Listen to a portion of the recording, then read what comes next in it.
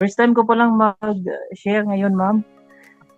Yes, sir. Go ahead. So, mag-share lang po ako, ma'am. Ano po yung reason bakit po ako sumali ng IMG at Kaiser.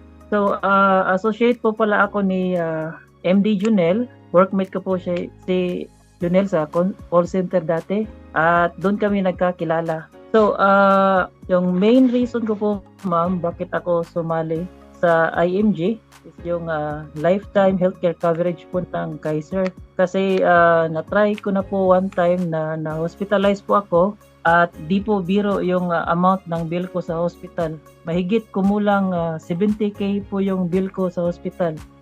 Buti na lang, employed ako nung na-hospital ako at meron akong HMO noon. Kaya di ko talaga mapigilang mapaisip noon, ma'am. Paano na lang kung wala akong HMO nung nagkasakit ako?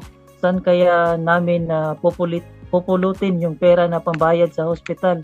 And good thing, nakilala ko si MD Junel who introduced me to Kaiser.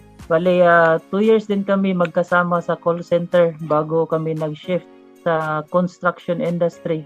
Kaya habang employed pa ako, ma'am, ngayon as OFW at kaya pang magbayad sa Kaiser, magtsatsaga po talaga ako na fully paid ko yung Kaiser ko for 7 years. Para kung magkasakit man ako, di na ako mamroblema at ang pamilya ko sa bayarin. Aside po sa healthcare coverage po ng Kaiser, laking pasalamat ko din, ma'am, po sa financial literacy campaign po ng IMG. Dami ko pong natutunan paano po ang tamang paggamit sa pera kasi dati pag may pera po ako, lagi akong bumibili ng gamit na hindi naman kailangan. At gusto ko din po na magkaroon ng additional income. Kasi kagandahan po ng Kaiser is 3-in-1 na po siya. May healthcare coverage na may life insurance ka pa. At pwede ka pang mag-invest through mutual funds.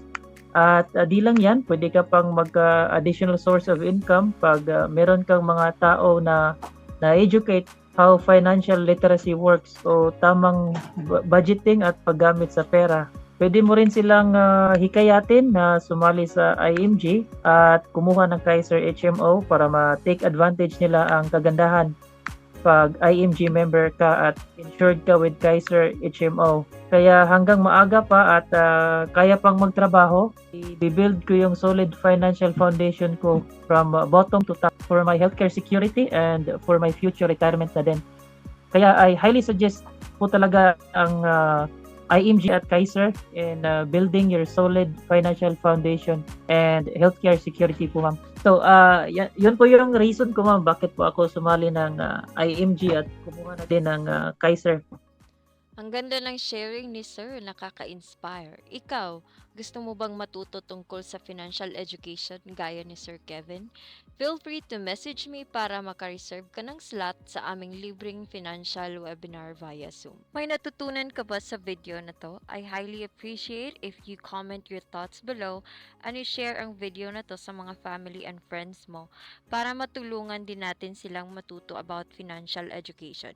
Don't forget to like, share, and subscribe. Dare to be grateful.